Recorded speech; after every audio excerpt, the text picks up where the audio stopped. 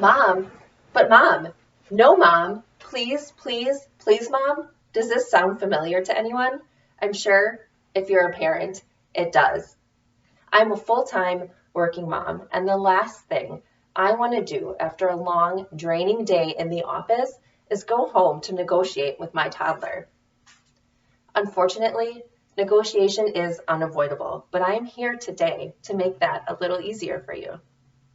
Being prepared and knowing your toddler, along with a few tips and tricks, will facilitate your negotiation process, making your nights at home more relaxing and stress-free. With all the negotiations you have done in your life, I bet you did not expect to use that experience to make deals with your very own toddler. It is imperative to be informed and carry out the negotiations properly at this young age, or your child could suffer long-term consequences and leading to years of disobedience. And that's not what you want to be dealing with for minimum 18 years. So what do you need to know? Do not act like a dictator. Acting like a dictator and barking orders will not help the negotiation process. This will only make your child more defiant and less likely to listen to you. Children who are taught to obey without question learn how to take orders well, but have difficulty making their own decisions later on in life. Instead, take your time to really get to know your toddler. At this age, a toddler is still developing their sense of logic, so the more you know about them, the better prepared you're going to be.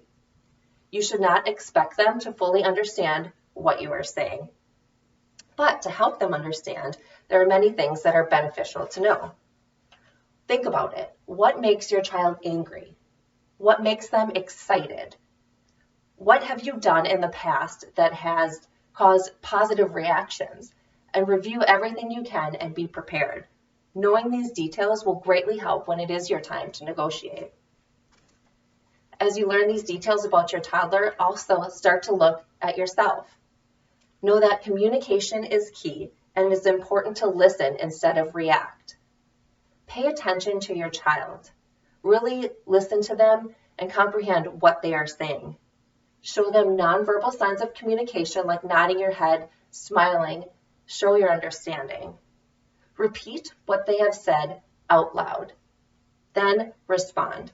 Your response will be more thoughtful and heartfelt and will make you give that attention and not react and start barking or yelling at them. Avoid negative parenting. Nagging, begging, blaming, shaming, bribing, and threats should not be used. This instills guilt and shame, and the results, if any, will be immediate and not long-term. Negative negotiation tools like these increase the chances your toddler will not learn positive ways to motivate oneself to act responsibly. Give empathy. Again, first really listen to what they're saying and show them you understand what they were feeling. Repeat out loud what they have said so they can hear your understanding. For example, yes, I know you would rather play outside than take a bath tonight. Also, show them you understand why they are feeling the way they are feeling by saying, okay, I am a mean mom. Is that what you think? That's why you can't play outside and have to take a bath tonight. Hearing their own thoughts come out of your mouth makes them listen and relate and become more open to what you actually have to say. Use positive reinforcement. Present your toddler with options. What would you like to wear today? What would you like to drink with dinner? Milk or water? This creates an opportunity to make up their own mind and feel empowered rather than feel forced into something. Use options that are actually an extension of what you want. Also, present your toddler with concessions. Something like, eat some of your broccoli and you get a small piece of candy for dessert, versus eat all of your broccoli and you get a large candy bar for dessert.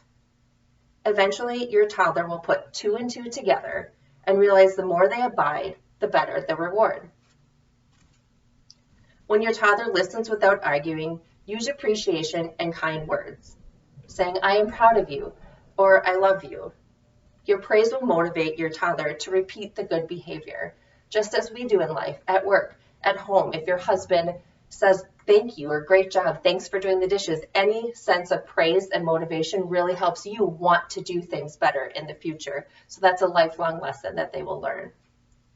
Positive reinforcement will help guide your child down a path filled with support and motivation. You are now prepared to make the negotiation process a little easier. Understanding your toddler's mind, good communication, positive reinforcement will facilitate the negotiation process, making nights at home more relaxing and stress-free. And remember, negotiation is not about getting what you want. It is about two people gaining mutually, a give and take. Use these tips to empower your toddler's mind and make them feel like they are the ones gaining, not losing out.